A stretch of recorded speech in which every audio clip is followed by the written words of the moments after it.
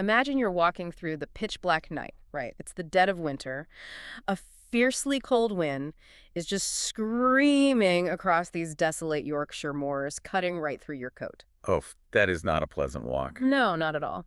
And you finally spot a farmhouse in the distance. You approach it, and you're hoping for, a warm fire, a cup of tea, just some basic human hospitality. Right, the bare minimum. Exactly. But instead, you are greeted by a pack of hostile, snarling dogs. Which is terrifying. Yeah, and when you finally get inside, you're shivering, you're terrified, and you just try to make polite conversation. You see a cushion in the corner with what looks like a pile of sleeping house cats. A nice, comforting domestic image. Right, so you reach out to pet them, only to realize you are actually stroking a pile of dead rabbits. It's just a fundamentally destabilizing environment. I mean, it's entirely intentional, but it is shocking.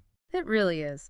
And welcome to the Deep Dive. Today we are opening up a massive stack of critical analyses, historical documents, and the original text of a book that has been wildly misunderstood for, over a century and a half now. Oh, easily. It's one of the most misunderstood texts in English literature. For sure. Because if you ask most people on the street, they'll tell you Emily Bronte's Wuthering Heights is this sweeping, tragic romance. Like a story of star-crossed lovers? Exactly, yeah. But when you actually open the book, there are no soft edges. There's no comforting moral center. So we are going to look at this text today by putting aside all the pop culture adaptations, the Hollywood soundtracks, all of that. We really need to strip all of that away to see what's actually there. Right. We want to understand the complex architecture of this story, the deeply human and sometimes monstrous psychology of its characters, and how it completely shattered the rules of literature. And we want to break this down simply, almost like we're in a classroom, making it really accessible for you, the listener. Which I think requires us to first identify what kind of story we're actually dealing with here. Because when we analyze the literary criticism in our sources, one of the most immediate points of consensus is that Wuthering Heights completely defies genre. It doesn't fit into a neat little box. No, not at all. You just can't comfortably categorize it as a standard 19th century Victorian novel. Because, many critics argue it operates almost entirely outside the moral frameworks that governed society at the time. Right, like standard morality just doesn't apply. Exactly.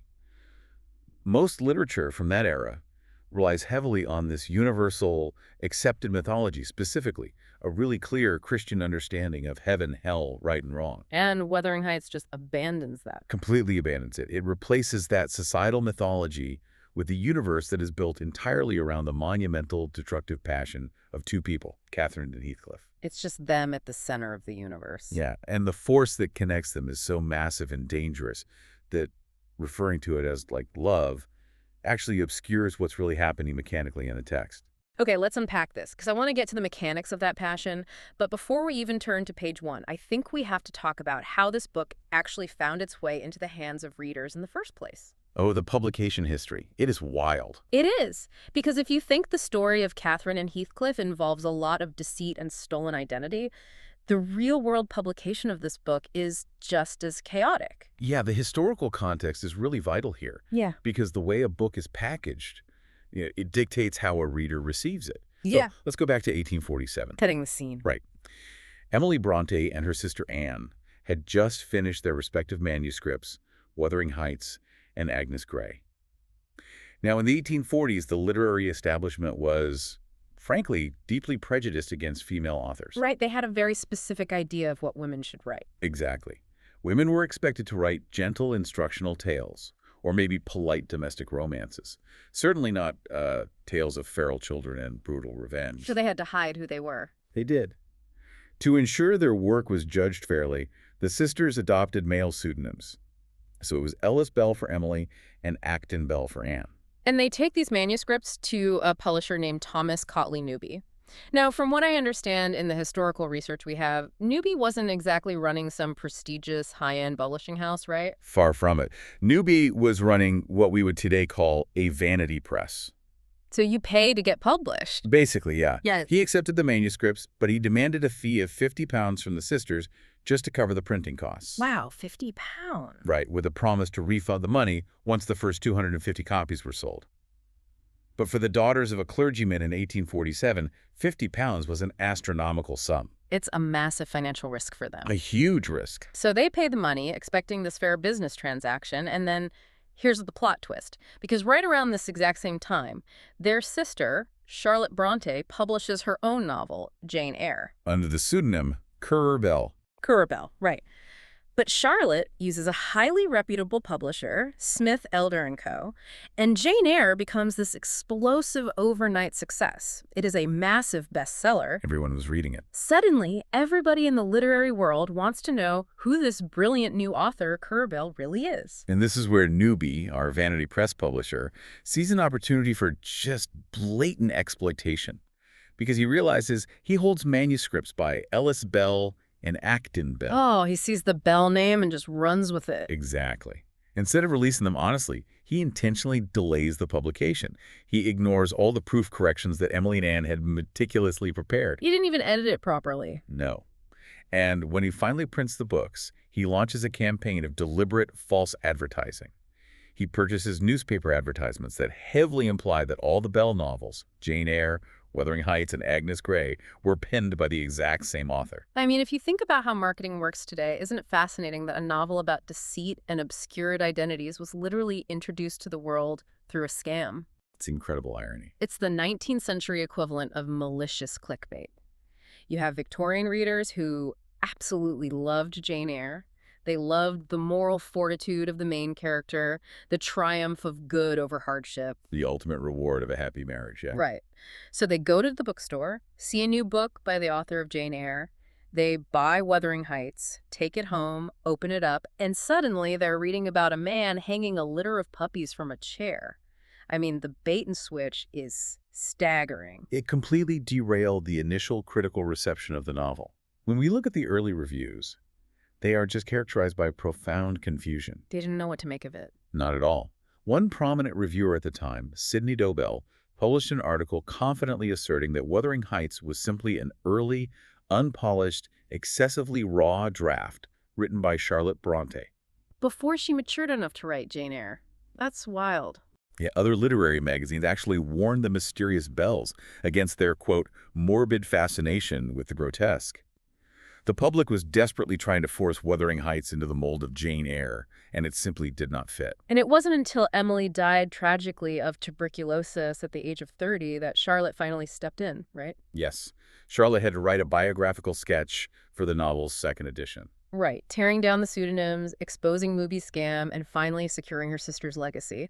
But what really strikes me about this whole publishing fiasco is how it perfectly mirrors the book itself. The false fronts, yes. Exactly. Newby's deception, the obscured origins.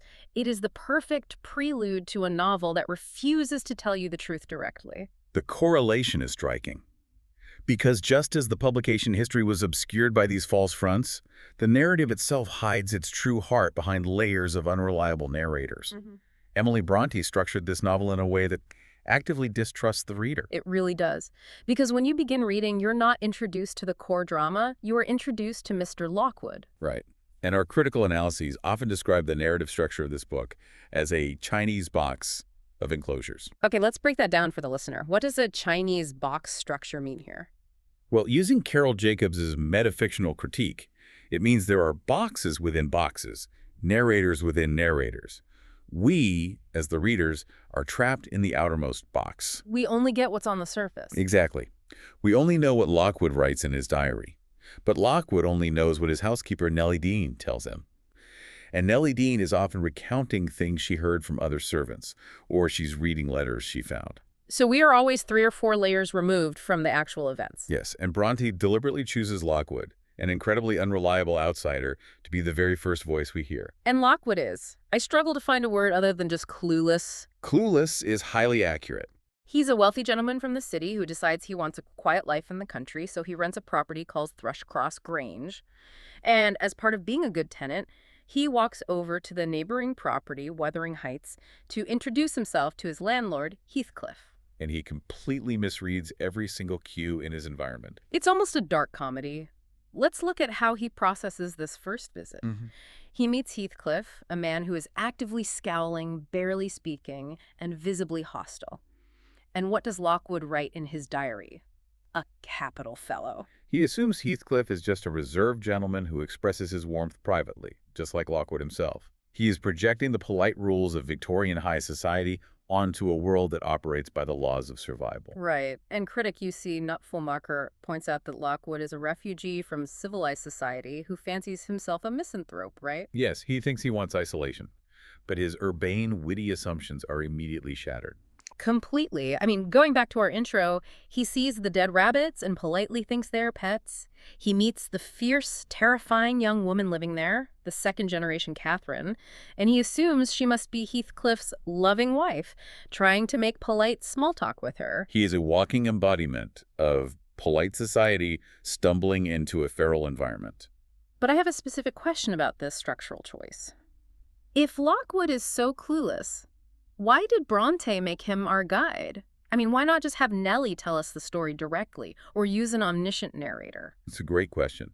Consider the psychological defenses of the Victorian reader. If Bronte had used an omniscient narrator to directly describe the incestuous soul bonds, the brutal child abuse, the exhumation of corpses that happened later. The Victorian reader would have thrown the book out the window? Exactly. They would have slammed it shut and dismissed it as cheap Gothic trash. But using Lockwood as a proxy, Bronte engineers a psychological bridge. So you're saying Lockwood acts as a sort of shock absorber for the audience? Actually, it's precisely the opposite. Lockwood's shock amplifies the terror because he validates the reader's own civilized reactions. Oh, I see. It's like an analogy like sending a posh, sheltered city tourist into a dense jungle without a map. Yes. If you watch a nature documentary about a tiger, you observe it with academic distance. But if you watch a posh tourist try to hand a business card to a wild tiger, their shock and terror make the wilderness seem vastly more extreme to you watching it. That is a perfect analogy. You are watching the violent collision of two entirely incompatible worlds, and that collision happens on Lockwood's very first night. Right, because a snowstorm traps him at Wuthering Heights and he's forced to spend the night. In an old, enclosed, oak-paneled bed, another box within a box. And he finds these old books with the names Catherine Earnshaw, Catherine Heathcliff, and Catherine Linton scratched into the paint. And then he has this horrific nightmare. The ghost at the window. Yes. A tree branch is tapping on the window. He tries to open the window to break the branch, but a tiny, ice-cold hand grabs his fingers. It's the ghost of a child begging to be let in. And look at Lockwood's reaction in that moment.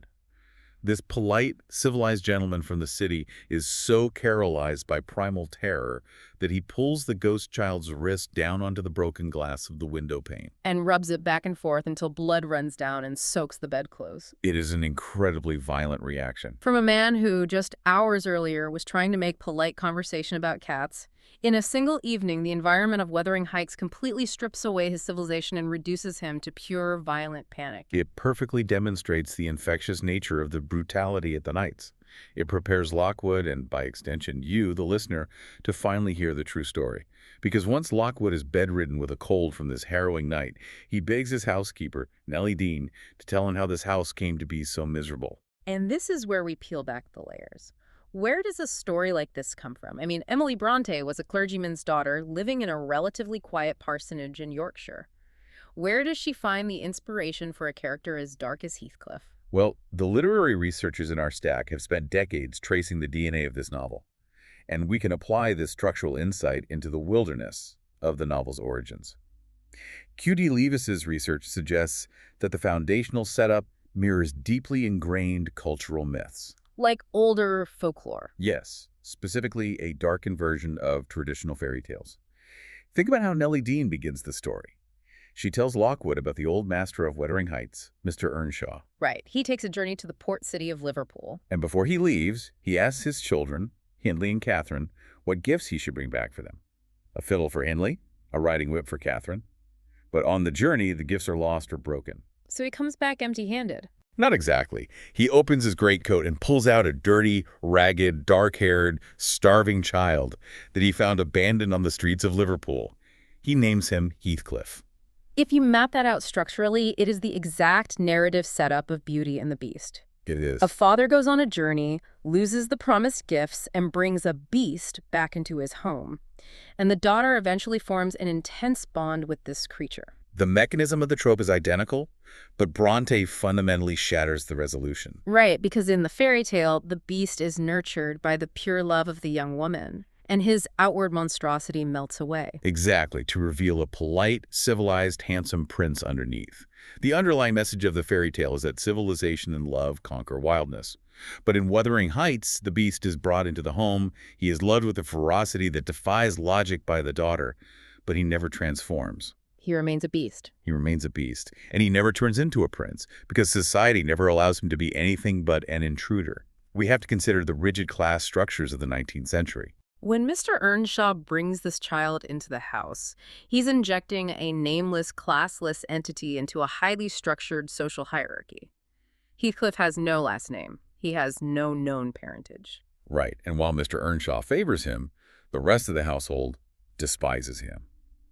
Which brings us to another major literary influence that scholars point out. It is highly probable that in the early drafting stages of the novel, Bronte was drawing heavily from William Shakespeare's tragedy, King Lear. Specifically the character of Edmund, right? Yes, the illegitimate son who deeply resents his bastard status and systematically destroys the legitimate heirs out of vengeance. Here's where it gets really interesting to me. I want to pause here because this theory changes how we read the entire book. If we speculate based on the text that Heathcliff might have originally been conceived as Mr. Earnshaw's illegitimate son-like, a child he had in Liverpool and brought home under the guise of an orphan, it explains almost every bizarre dynamic in the first half of the book. It provides a perfectly logical foundation for Mr. Earnshaw's actions. It explains why a Victorian gentleman would force his legitimate son, Hindley, to treat a street beggar as a brother. Right, and it explains why Earnshaw's wife was instantly and violently repulsed by the child. She might have suspected. Exactly. And crucially, if you read Catherine and Heathcliff as illegitimate half-siblings, it explains the very nature of their bond. It explains why their connection feels so intense, almost like a twin bond, but strangely non-sexual. They constantly refer to each other as being made of the exact same material. Well, if they share a father, they literally are. Right. And it also explains why Catherine believes marrying him is socially impossible, but spiritually irrelevant. Because of the unspoken taboo. Treating Heathcliff as this ultimate unwanted outsider forces us to look at his psychological development. Because halfway through the narrative, after Heathcliff has grown up, amassed a mysterious fortune, and returned to enact his revenge, Isabella Linton makes the terrible mistake of marrying him. And she writes a letter back to Nellie Dean containing what I think is the central question of the novel. She asks, "Is Mr. Heathcliff a man? If so, is he mad? And if not, is he a devil?" It's the question every reader wrestles with. Because when Heathcliff hangs a dog, or when he beats a man nearly to death, or when he forces young teenagers into abusive marriages, you have to ask, is this just pure supernatural evil? Is he a monster? You understand the mechanics of his cruelty. The critical frameworks of Bernard J. Paris and Melvin R. Watson suggest we have to dismantle that villain archetype. We need to strip away the Gothic melodrama and apply modern psychological frameworks. Okay, so how do we analyze him clinically? If we look at Heathcliff through the lens of Abraham Maslow's hierarchy of needs, his transformation from a stoic child into a monster becomes entirely intelligible. Let's review Maslow for a second, for those who might not have looked at it in a while. His theory of human motivation is usually visualized as a pyramid, right? Correct. At the very bottom, the foundational layer, you have physiological needs. Food, water, warmth, basic survival. The next layer up is safety and security. And above that is love, affection, and a sense of belonging. Then comes esteem, respect, and dignity. And finally, at the top, self-actualization. Exactly. Maslow's core argument is that if the bottom layers of your pyramid are unstable or missing, if you are starving or constantly in physical danger, you simply cannot properly develop the higher levels of morality, empathy, or love. So if we apply that structural framework to Heathcliff's childhood, when he's discovered in the streets of Liverpool, Nellie describes him as starving and houseless and as good as dumb in the streets. Right. His foundational layer, physiological survival, was completely shattered. He had no food, no shelter, no safety, and he didn't even speak English. He just muttered gibberish. He is brought to Wuthering Heights, so he gets food. But he gets absolutely no safety. Mrs. Earnshaw wants to throw him out of doors. The servants refer to him as it, literally denying him basic humanity, and the legitimate son, Hindley, hates him instantly. Yet the text meticulously documents the child Heathcliff's incredible resilience. When the children all contract the measles, Nellie Dean notes that Heathcliff was the quietest, most stoic child of the group. He didn't complain. No. And when Hindley brutally and repeatedly beats him, Heathcliff does not cry. He absorbs the violence. He learns very early that pain is the currency of the environment. But the critical turning point occurs when Mr. Earnshaw dies. Because when the old master dies, Hindley becomes the lord of the manor. And Hindley's very first act is to systemically strip Heathcliff of whatever small standing he had. He denies Heathcliff an education. He forces him to work in the fields like an animal. He degrades him physically and socially. So the psychological analysis in our sources argues that Heathcliff is not an inherently evil entity. Right. Watson argues he is not Shakespeare's Iago, who delights in chaos for the fun of it.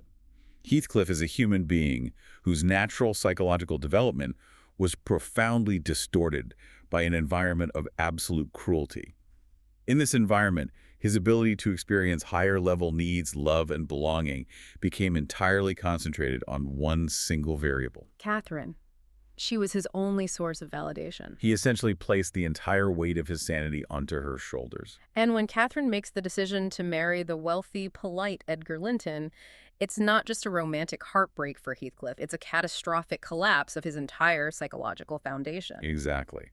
The 17-year campaign of systemic, brutal revenge he launches against both the Earnshaws and the Lintons is a horrific, overgrown defense mechanism. I think to really understand how that defense mechanism works, I want to offer an analogy. Think of a dog that has been rescued from an underground fighting ring. That dog has been beaten, starved, and trained to view every other living creature as a mortal threat. If you try to pet that dog and it violently snaps at your hand, you don't call the dog evil. You recognize that its brain has been fundamentally rewired by severe abuse to prioritize survival through aggression. Heathcliff is that dog, but he's been given a fortune and societal power. That is a crucial distinction. He uses the tools of civilized society as weapons. He doesn't just punch his enemies. He buys up the mortgages on their properties. He manipulates inheritances. He forces marriages to consolidate wealth. He learned early on that the only way to avoid being a victim is to become the ultimate victimizer. And he uses the capitalist structures of 19th century England to achieve total dominance. But this brings us to a massive contradiction, doesn't it? We can trace Heathcliff's monstrosity back to severe deprivation and trauma, but what is Catherine's excuse? Catherine. She grew up in the same house, but she had a loving father. She had food. She had safety. She was the master's daughter.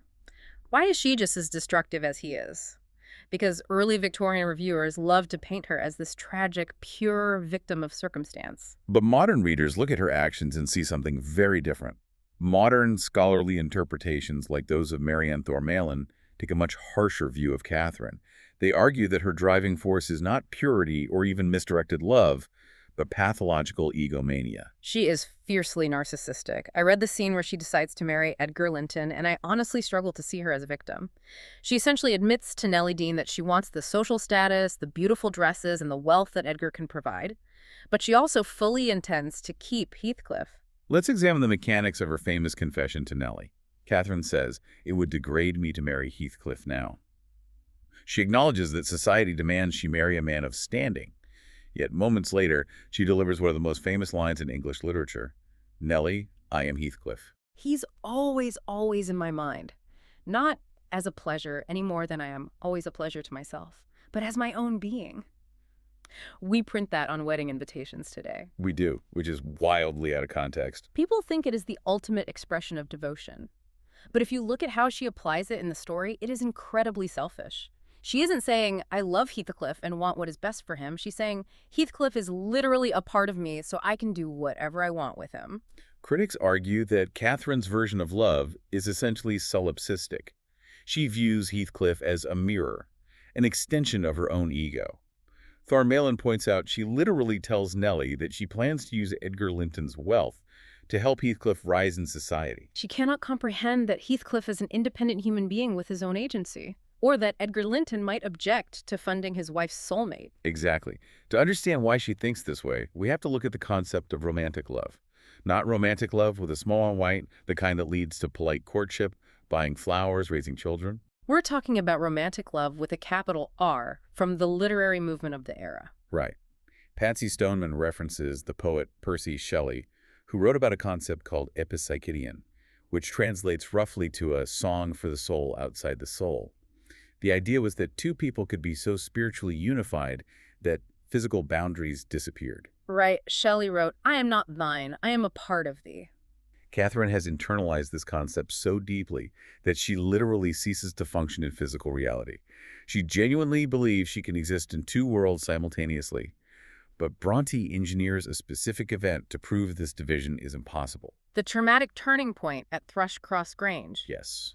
She and Heathcliff are young teenagers, running wild on the moors, and they sneak over to the Grange to spy on the wealthy Linton family. And a guard dog attacks them and bites Catherine's ankle. And this is where the physical separation begins.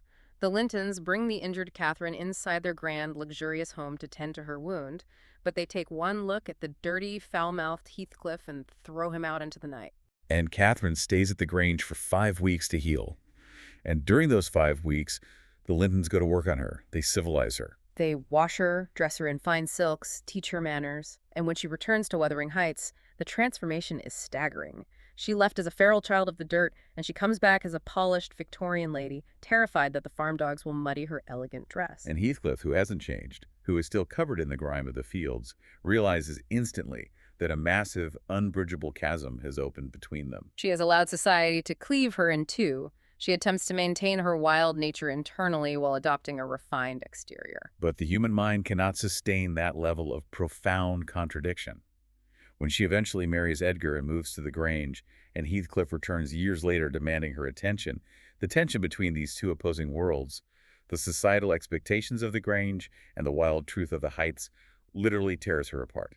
She suffers a massive psychological breakdown. She locks herself in her room, tears the feathers out of her pillows, refuses to eat, and descends into a brain fever that eventually kills her. She destroys herself because the two men, representing the two halves of her identity, refuse to peacefully coexist. So what does this all mean? Is Bronte writing a cautionary tale about the dangers of extreme selfishness?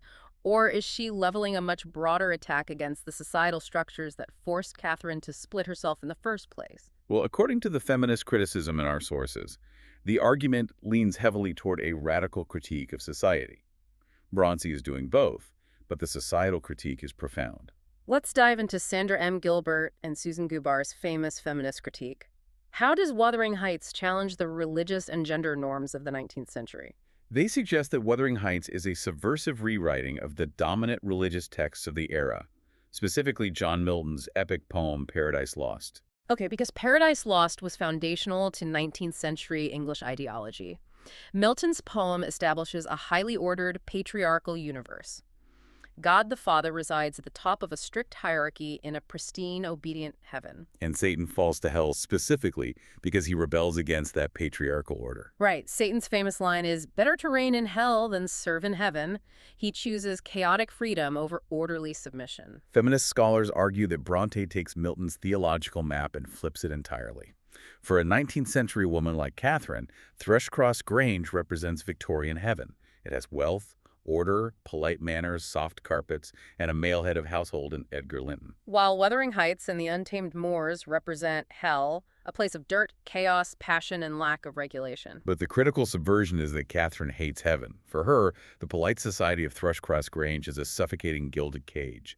It demands she shrink her personality, lower her voice, and submit to her husband. The wild, unregulated hell of the moors is actually her true paradise, because it's the only place she's allowed to be fully herself, roaming as an equal with Heathcliff. And the text provides a perfect mechanism to illustrate this. Catherine recounts a dream to Nellie Dean that explicitly details this rejection of conventional morality. She says she dreamt she went to heaven, but she felt entirely alienated. Right, she wept so violently to return to earth that the angels became furious and flung her out onto the sheath of Wuthering Heights, where she wakes up sobbing for joy.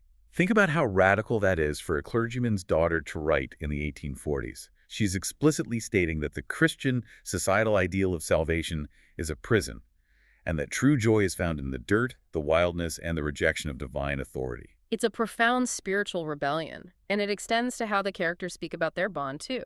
Lisa Wang's critique on spirituality points out how Emily Brontë utilizes language traditionally reserved for the Holy Spirit to describe Catherine and Heathcliff's connection. They speak of an all-pervasive, breathing, creating, and destroying force. They elevate their relationship from a domestic arrangement to a visceral cosmic theology. But if they are channeling this divine cosmic energy, why does it end in such horrific destruction? I relate this to, like, modern hustle culture or toxic relationships. It's like trying to plug a smartphone directly into a nuclear power plant. That's exactly it. The energy is real, but the vessel isn't built to hold it. Catherine and Heathcliff are trying to channel infinite power through standard human wiring. They're attempting to embody a godlike unity, but they are trapped within finite, fragile human bodies. So the current surges, the wires melt, and the entire system explodes. Causing massive collateral damage to everyone standing nearby. And that mechanical failure is reflected deeply in the language of the text itself. When the attempt to merge with the divine fails, the characters don't just become sad, they regress entirely out of humanity. Which brings us to the visceral language of the text. Critic J. Hillis Miller points out the overwhelming use of animal imagery, right? Yes, this is a crucial area of scholarly focus. The text is saturated with verbs of extreme physical exertion. Characters don't merely argue or weep, they writhe, crush, tear, grind, struggle, and drag. You definitely won't find this concentration of aggressive verbs in Jane Austen. No, not at all. The characters are constantly described as beasts. Heathcliff is repeatedly called a fierce, pitiless, wolfish man. When Edgar Linton is intimidated, he is described as a sucking leveret, which is a baby hare. Bronte reduces the wealthy, educated magistrate of the county to an infant prey animal. It is a demonstration of pure, unfiltered Darwinism, published years before Darwin even wrote on the origin of species. In this ecosystem, survival depends entirely on a constant, aggressive exertion of will. And if a character's aggressive will weakens, they literally begin to fade and die. Time itself seems to stagnate around them. We see this with Isabella Linton. She escapes the abuse, but her will is broken. She moves away, fades out of the narrative, and dies quietly. Edgar Linton loses Catherine, loses his will to fight, becomes a recluse, and slowly withers away. Even Heathcliff, the ultimate predator, succumbs to this mechanism eventually. At the end of the novel, after decades of relentless revenge, he suddenly loses the desire to destroy. He stops eating, stops sleeping, his body deteriorates, and he starves himself to death. Because to survive in this environment, one must embrace the brutality. Think about Isabella's escape from the Heights. She writes that she ran through the kitchen and knocked over young Hareton Hindley's son, who was casually hanging a litter of puppies from a chairback. We really need to pause and look at that detail. Bronte drops in the image of a child casually hanging a litter of puppies, not as the main focus of the scene, but as background color. Just a casual Monday afternoon at Wuthering Heights. The complete loss of civilized restraint is what makes the book feel so alien and terrifying to Lockwood and the reader. But this raises a fundamental question about the message of the book. If the first generation destroys themselves with this animalistic force, how does the book actually end? Doesn't the second generation find peace? They do, and it is the structural genius of the novel's resolution. The second generation Hareton and young Cathy managed to break the cycle of generational trauma. Even though Heathcliff tries his absolute hardest to ensure they don't, he repeats the exact cycle of abuse on them. He forces Hareton to be an illiterate farm laborer. He forces young Cathy into a miserable marriage with his dying son. He attempts to make the oppressed become the oppressors. But Hareton and young Cathy choose a different path. Through slow, painful effort, they manage to synthesize the two opposing worlds of the novel. They merge the wildness of the Heights with the civilization of the Grange. Yes, through literacy, empathy, and forgiveness. When Lockwood returns at the very end, he doesn't see ghosts. He sees young Cathy patiently teaching Hareton how to read. They find a sustainable middle ground.